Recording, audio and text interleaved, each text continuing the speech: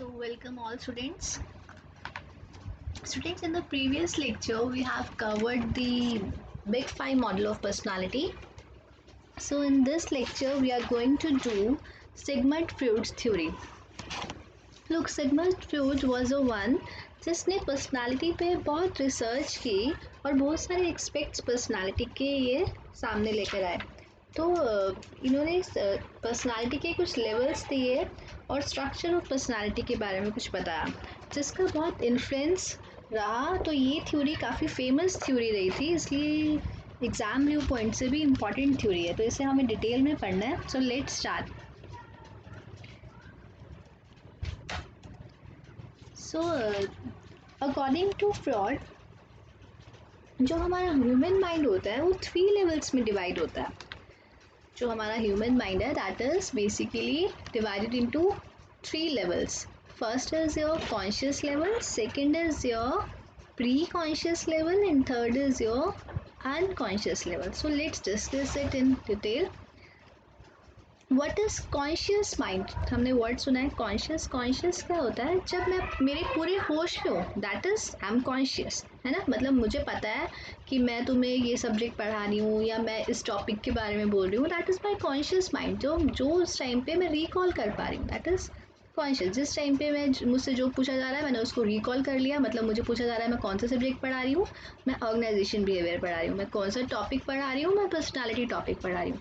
तो ये क्या है? मेरा कॉन्शियस माइंड है जिसको सब जो उससे पूछा गया मैंने उसको तुरंत रिकॉल कर लिया, मेरे माइंड में जो सब कुछ चल रहा है। सेकेंड होता है हमारा प्री कॉन्शियस। प्री कॉन्शियस क्या होता है? प्री कॉन्शियस मीन्स मुझे कुछ हद तक तो याद है।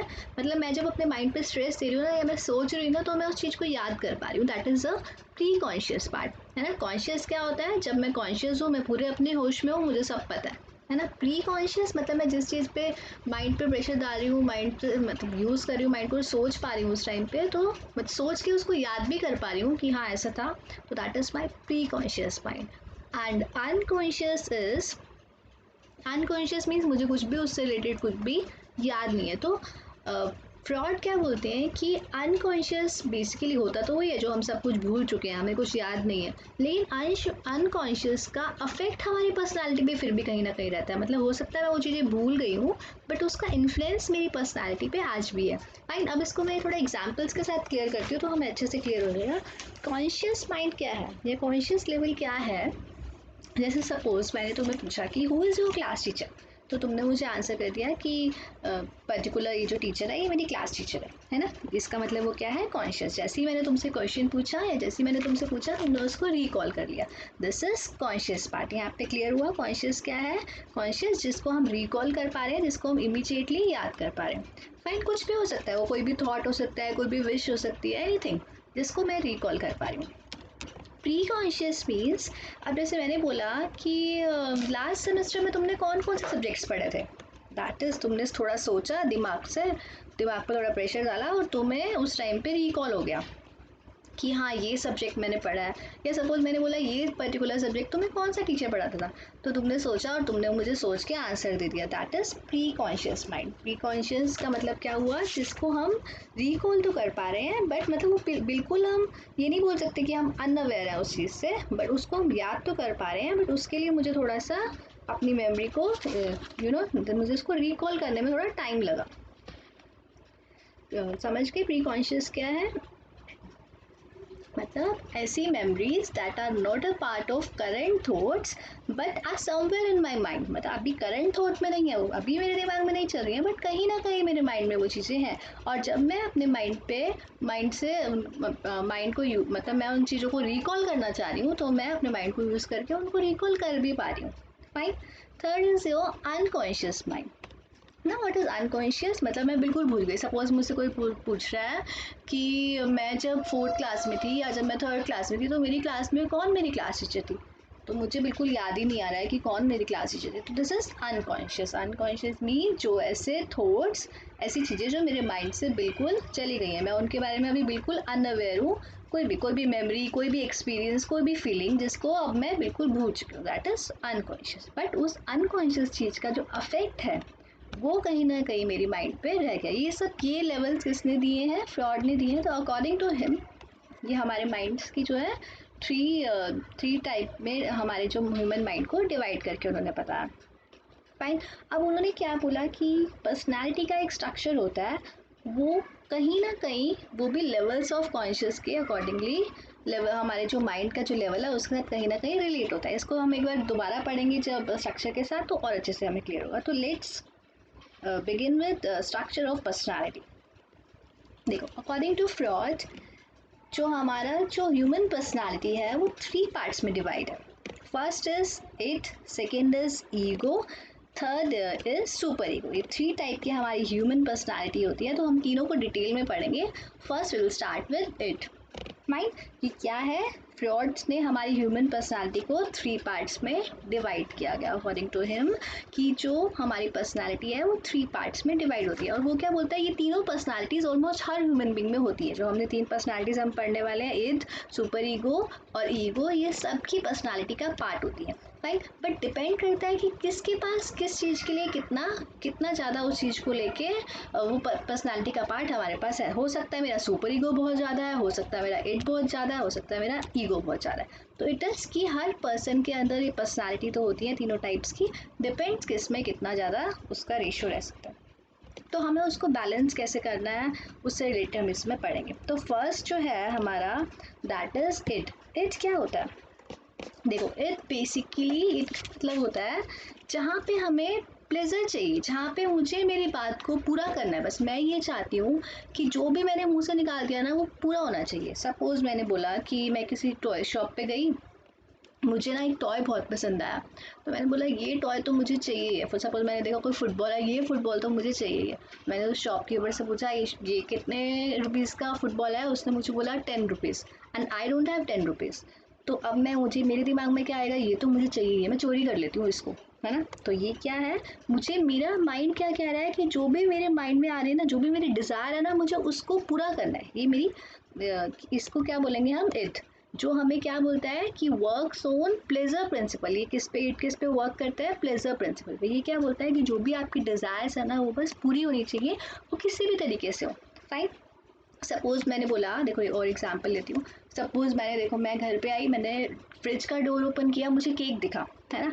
अब मुझे पता है कि ये जो केक है मेरी मम्मा ने बेक किया है, क्योंकि कल मेरी सिस्टर का बर्थडे है उसके लिए। बट मुझे तो वो केक चाहिए था, मुझे तो वो केक खाना था। उसको देख के मुझे टेम्प्ट हुआ और मुझे वो केक चाहिए था, मुझे खाना है वो, है ना। तो मैंने क्या किया, उसको फ्रिज में से निकाला और खा लिया। दैट मीन्स मैंने कुछ भी नहीं सोचा और कि उसका बर्थडे है, उसे केक कट करना है, मैंने सिर्फ फ्रिज में से केक निकाला और खा लिया। तो ये क्या था, इट। जो क्या कर रहा है, वर्क्स ऑन प्लेजर प्रिंसिपल। जिसको सिर्फ प्लेजर चाहिए, जिसको सिर्फ अपनी डिज़ायर को पूरा करना है। ये ऐसा पार्ट था मेरी पर्सनालिटी का। क्लियर हुआ आई गेस? नहीं तो ओके, नेक्स्ट इज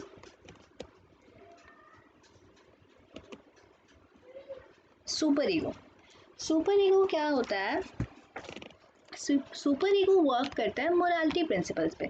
मतलब ये क्या बोलता है कि मेरी जो भी विशेस है उनको मुझे पूरा तो करना है, लेकिन मोरालिटी प्रिंसिपल्स के अकॉर्डिंग। मतलब ये क्या बोल रहा है कि मोरालिटी प्रिंसिपल्स को फॉलो करो। मतलब जो चीज़ सही है, आपकी सोसाइटी आपको अलाउ कर रही है, आपके मोरल एथिक्स आपको अलाउ कर रहे हैं, तो ही आप उस चीज़ को करो। अगर आपकी जो मॉरल वैल्यूज़ हैं, आपकी जो सोसाइटी है वो आपको अलाउ नहीं कर रही, तो आपको वो चीज़ नहीं करनी है।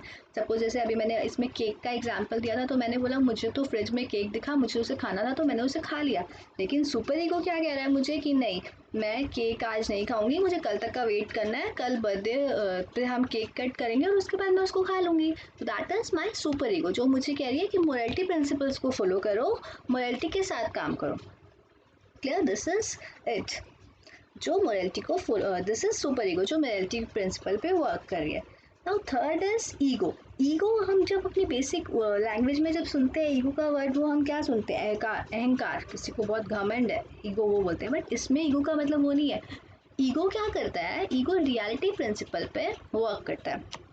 फाइन। मतलब ईद तो हमें क्या करवा रही है? कुछ भी गलत भी करवा रही है। ईद तो सिर्फ ये बोलती है कि अपनी डिज़ायर को पूरा करो, कैसे भी करो, बाय हुक और बाय क्रुक अपनी जो विशेज़ है उनको पूरा करो, बट वो तो सही नहीं है।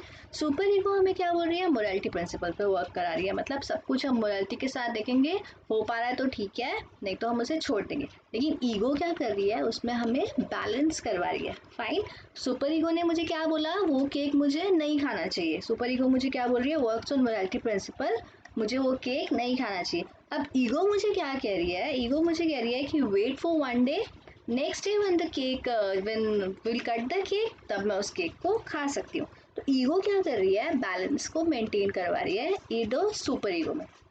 क्लियर हुआ? अभी जो मैंने तुम्हें सुपर ईगो में बोला था कि जो केक है वो मुझे फ्रिज में दिखा और मैंने उसको बोला कि ये केक मुझे खाना है, बट मैंने मेरे मॉरल प्रिंसिपल्स ने मुझे मना कर दिया तो मैंने उसको नहीं खाया। अब ईगो ने मुझे क्या करा दिया, ईगो ने मुझे बोला कि केक तो खाना है, केक तो तुम्हें मिलेगा, but you have to maintain a balance, उसके लिए आपको वेट करना पड़ेगा, next day you can have your cake. यहाँ तक समझ में आया? क्लियर हुआ? इद क्या है, इद इज जो हमें प्लेजर प्रिंसिपल पे वर्क करा रहा है। अब इद हमारे माइंड का कौन सा वाला लेवल होगा, इस तीनों में से कौन सा वाला लेवल हो सकता है, कॉन्शियस या अनकॉन्शियस? इनमें हम कैसे हैं, कॉन्शियस है या अनकॉन्शियस है? It is our basically unconscious level, जो हमें कुछ भी दिमाग से काम नहीं करने दे रहा है, बस हमें तो सिर्फ अपने प्लेजर प्रिंसिपल पे काम करना है। सुपर ईगो हमें क्या कहता है, मोरलिटी प्रिंसिपल्स पे रहो, जो चीज़ सही है सिर्फ वही करो, जो चीज़ मोरल आपके एथिक्स आपकी सोसाइटी आपको अलाउ नहीं कर रही है वो मत करो।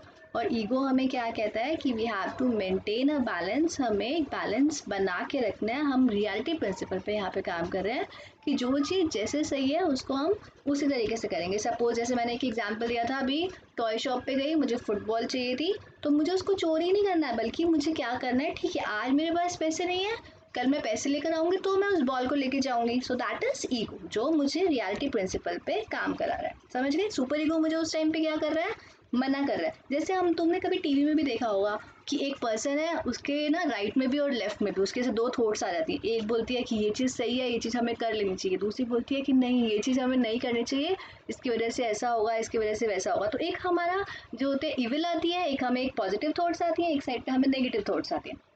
फाइन, पॉजिटिव अपनी तरफ खींचता है, नेगेटिव अपनी तरफ खींचता है, तो वही सेम सिचुएशन हो जाएगी यहाँ पे।